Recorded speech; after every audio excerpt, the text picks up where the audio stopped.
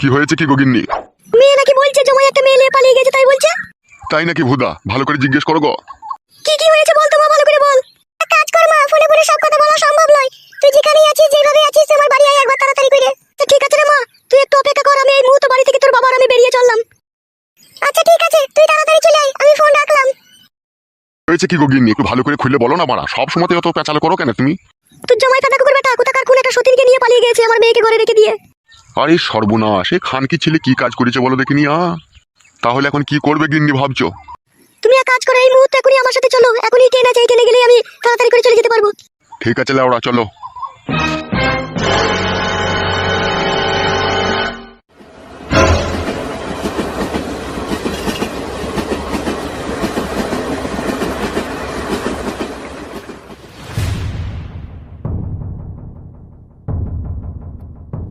হ্যাঁ রে মা, বলতো কেন সে ফাটা কুকুর বেটা তোকে ছেড়ে দিয়ে চলে গেল? কি হয়েছিল একটু বলতো মা খুলে।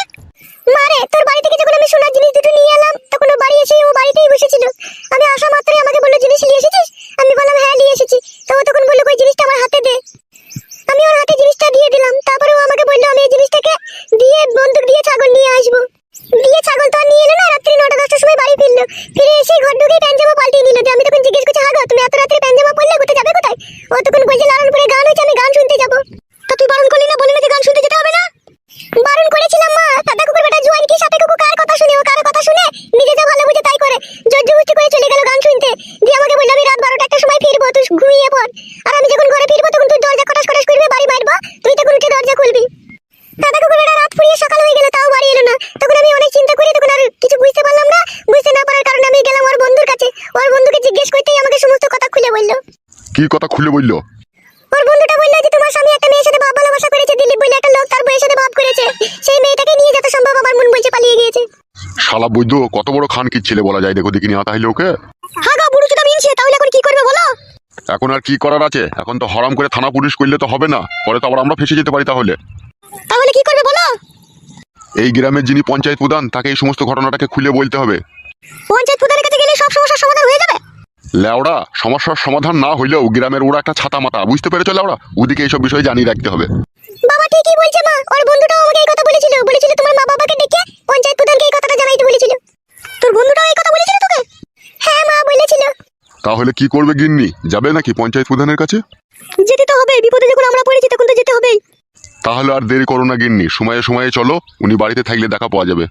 আরে মা, জামাই বাবাজি যে ঢেমুনটার সাথে প্রেম ভালোবাসা করেছিল, তুই কি তাকে চিনতিস নাকি মা? না মা, আমি সে ছুরিকে চিনিও না, আমি তাকে কখনো দেখিওনি, আমি লোকের মুখেই শুনছি। হিদা কুকুর বেটা জামাইয়ের তালে মনে মনে এই মতলব ছিল, আমার বাড়ি থেকে সোনার জিনিস নিয়ে এসে সেই সোনার জিনিস বিক্রি করে দিয়ে কোন ঢেমুনকে যে নিয়ে বেরিয়ে গেল বাড়ি থেকে। ছি ছি ছি ছি, এগুলো লোকে শুনলি বা কি বলে বলো তো? লোকে আবার বাল বলবে নাকি? লোকে তো চাই খাটি মজা লাগিয়ে দেবো, আর মজা দেখবো ওরা। তাহারে মা, জামাই বাবাজির বন্ধুরা কেউ এইসব বিষয়ে জানতো নাকি? একজন জানতো মা, তা সে তোর জামাইকে অনেক বারণ করে। তোর জামাই শুনে দেখো, তোর জামাইয়ের সাথে হাতাহাতি ঝগড়া হয়ে গিয়েছিল, তাও শুনে দেখো সে কাদা কুকুর বেটা। শুনবে কি করে সে শালো? পিড়িতে মজলো মন, কিবা হারি কিবা ডুম। পুরুষ মানুষ হচ্ছে ভালোবেসে যাকে একবার ভালো লেগে যায় তার জন্য জীবন দিতেও পেছপা হয় না। পেছপা হয় না বললে হবে নাকি? তাহলে লোকে বিয়ে শাদী করার পরে বউ ছেলেকে ফেলে দিয়ে দুটো তিনটি করে বিয়ে করে নিয়ে পালিয়ে যেতে পারতো। তা পারে না কিসের জন্য? দেশে তো আইন কানুন বলে কোনো জিনিস আছে নাকি? ও আইন কাদা এখন পচা সবজির মতো পাল্লা দরে বিক্রি হয়ে গেছে, 25 টাকা 30 টাকা কেজি।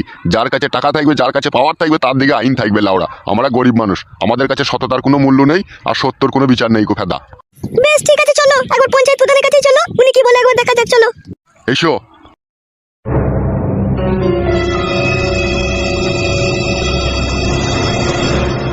হ্যাঁ বলো দিলীপ বাবু, কি তোমার অভিযোগ আছে বলো।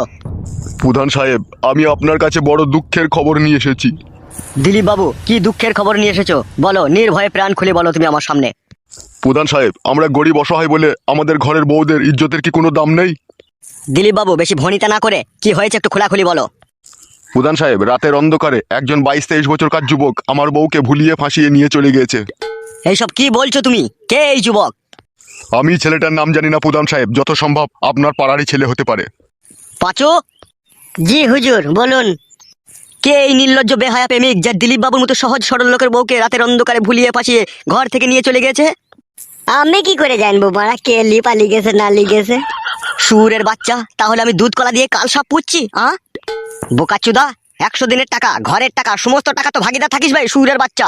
আর দিলীপ বাবুর বউকে কে নিয়ে চলে গেছে সে খবর রাখতে পারিস না? প্রধান সাহেব, আমার উপরে রাগ করে লাউড়া কোনো লাভ হবে না। তুমি পাঁচুর ঘরের যে এমএলএ কোটা ঘরে যে 1.5 লাখ টাকাটা বেরিলো, সমস্ত টাকাটাই তো লাউড়া তুমি হজম করে দিলে। কাদা, ওখান থেকে তুমি আমাকে কিছু দিয়েছো, তাই আমি লোকের খোঁজ খবর রাখবো। কানাডন, হ্যাঁ বড় ভাইজান, বলেন কি বলবেন। পাঁচু তো যা করছে আমাদের গোপন রহস্য ফাঁস করে দেবে মনে হচ্ছে তোরে।